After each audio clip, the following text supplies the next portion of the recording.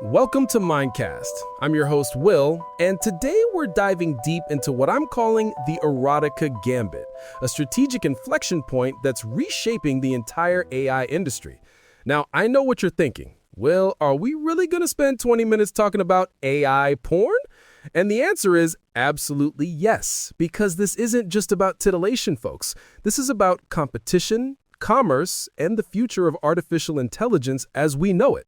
Just a few weeks ago, OpenAI announced that ChatGPT would soon allow verified adults to generate erotic content.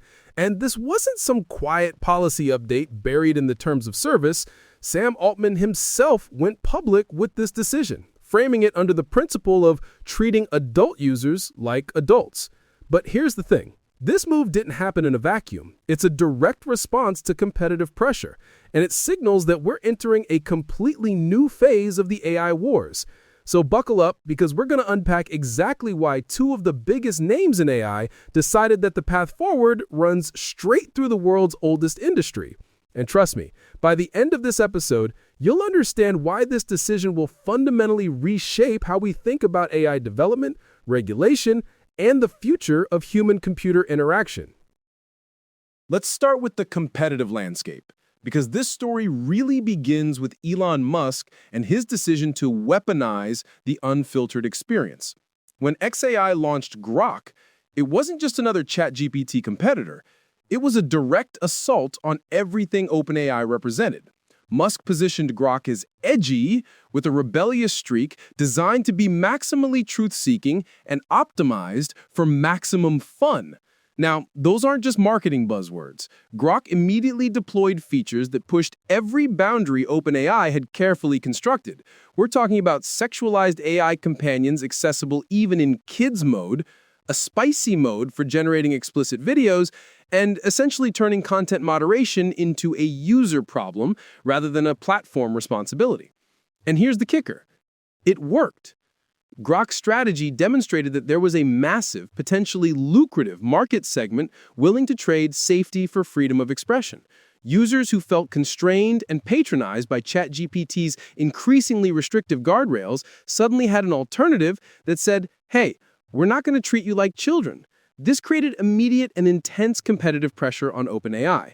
Suddenly, the debate over content moderation wasn't just about ethics or safety. It had become a critical battleground for market share. OpenAI was facing the classic innovator's dilemma: stick to their safety-first principles and potentially lose a significant user base, or adapt and risk compromising their carefully constructed brand as the responsible leader in AI. The numbers don't lie here. We're seeing users migrate to platforms that offer more freedom, and engagement metrics on companion-style interactions are through the roof. OpenAI realized they couldn't simply cede this entire market segment to competitors like Grok without a fight. Now, let's talk money, because the commercial opportunity here is absolutely staggering. We're not talking about some niche market. We're looking at the AI sex tech industry, valued at $2.33 billion in 2024 and projected to more than double to $5.43 billion by 2033. That's a compound annual growth rate of over 11%, but that's just one slice of a much bigger pie. The broader online adult entertainment market? We're talking $76 billion in 2024, growing to $108 billion by 2030. And AI is consistently identified as the key technological driver within this space. Here's where it gets really interesting from a business model perspective. OpenAI and xAI aren't just adding a feature. They're tapping into what I call the engagement retention flywheel. When users form emotional or romantic attachments to AI companions, their entire usage pattern changes. They interact more frequently, for longer durations, and most importantly for the bottom line, they maintain their paid subscriptions over extended periods to avoid losing the relationship they've built. The revenue models are incredibly diverse too. You've got direct subscription tiers. Access to less restricted, more feature-rich versions of these models becomes a primary incentive to upgrading the paid plans. Then there's the AI companion economy. Platforms like Dreamgirl.ai and Candy.ai operate on subscription and freemium models where basic conversation might be free, but unlocking intimate, explicit, or customized interactions requires recurring payments. And perhaps most fascinating is the emergence of what I'm calling the AI influencer economy. Creators are using these LLMs to build and manage virtual personas on platforms like FanView, generating revenue through subscriptions, pay-per-view content, and direct tipping. I came across one report of an AI-generated model whose creator earned nearly $10,000 in just 6 weeks. That's real money flowing through an entirely AI-dependent ecosystem. But here's what I find most intellectually compelling about this entire move. There's actually a legitimate technical rationale that goes way beyond the commercial considerations. To generate responses that are perceived as truly human, an LLM needs to move beyond literal syntactic processing and develop a deeper understanding of subtext, context, and emotional nuance. And here's the thing that might surprise you. Erotic literature is exceptionally rich in exactly these linguistic features. We're talking about sophisticated use of metaphor, ambiguity, indirect language, and complex emotional descriptions. All of this is designed to build atmosphere and convey desire, which are hallmarks of sophisticated human communication. Let me give you a concrete example. There's an analysis of a single sentence from Angela Carter's The Bloody Chamber that reveals layers of meaning conveyed through word choice, physical embodiment, and metaphor. An LLM trained only on sanitized, technical, or journalistic text would struggle to parse, let alone replicate this level of linguistic richness.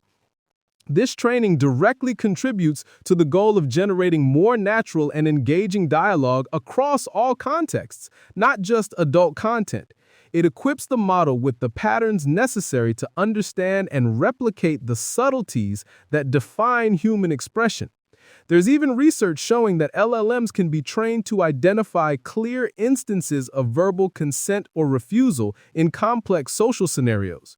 Now, they still struggle with nuanced situations involving intoxication or nonverbal cues, but the point is that this kind of training actually improves the model's ability to understand complex human social dynamics. So when OpenAI talks about making ChatGPT more human-like, they're not just using marketing speak. There's genuine technical merit to training on linguistically complex datasets, including genres like erotica.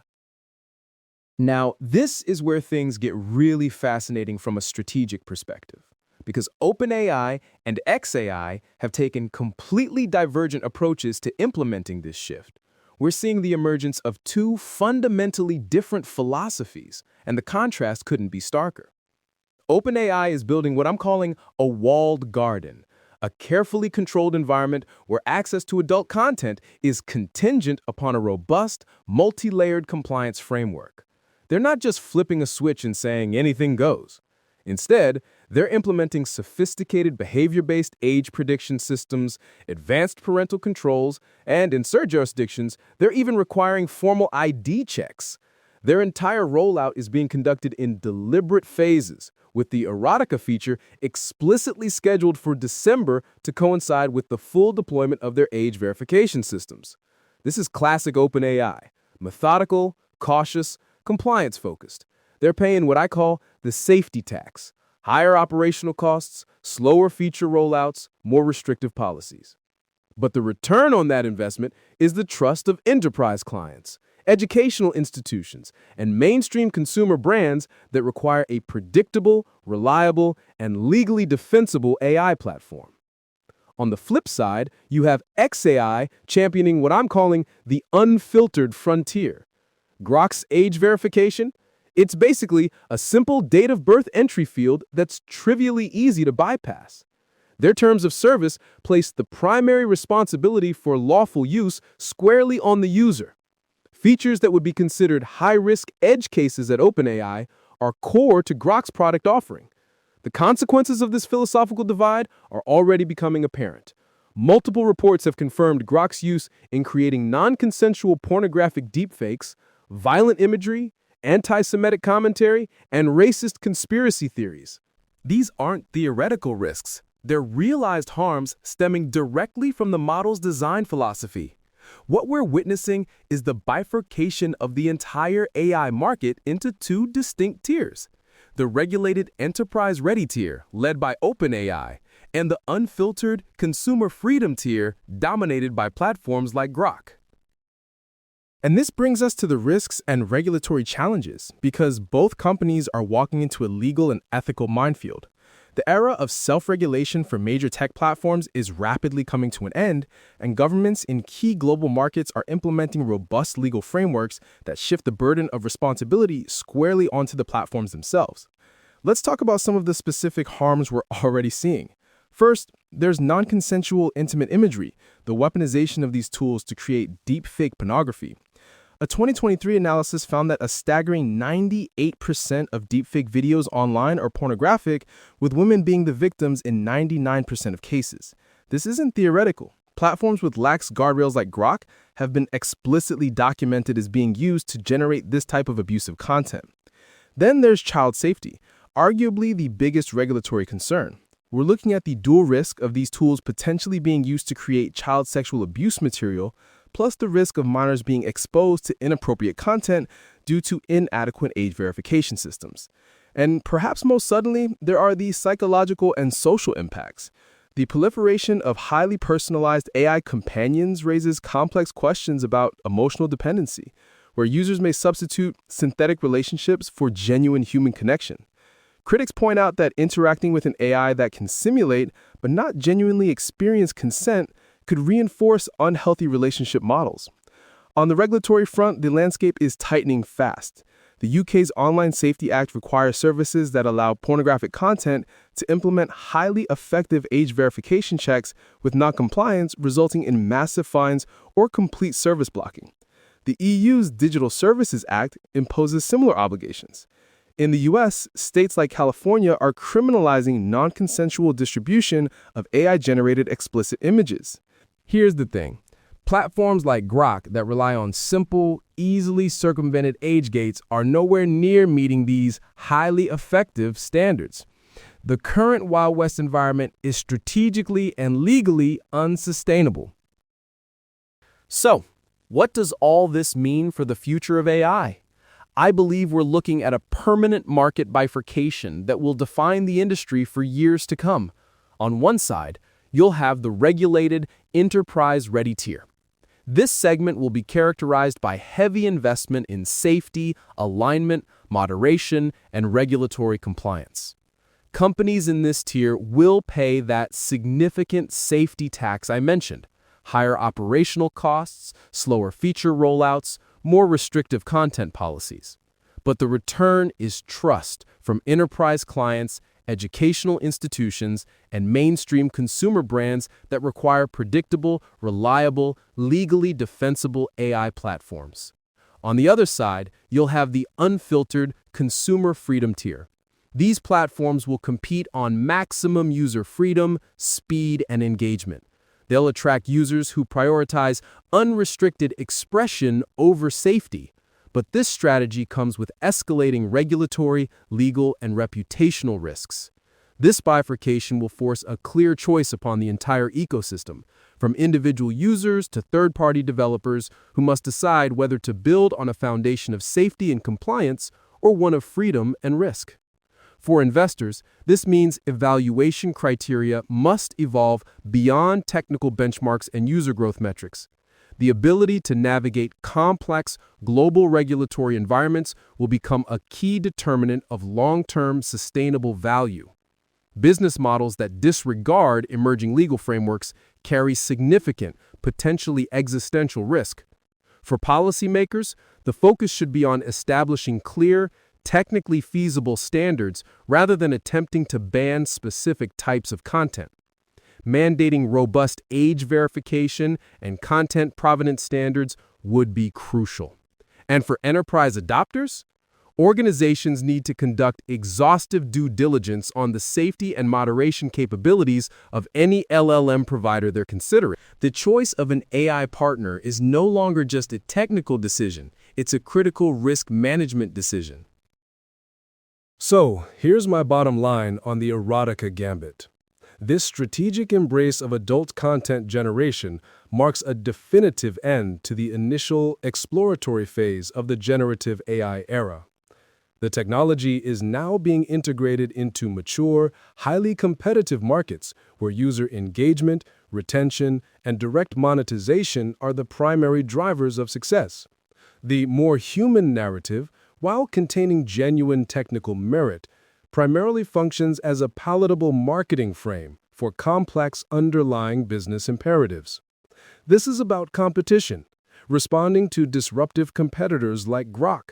It's about commerce, pursuing a multi-billion-dollar market opportunity. And it's about capability, achieving the sophisticated, nuanced conversational abilities that users now demand. What we're witnessing is the maturation of an industry. The convergence of competitive pressure, commercial opportunity, and technical necessity has made the Erotica Gambit not just logical, but inevitable.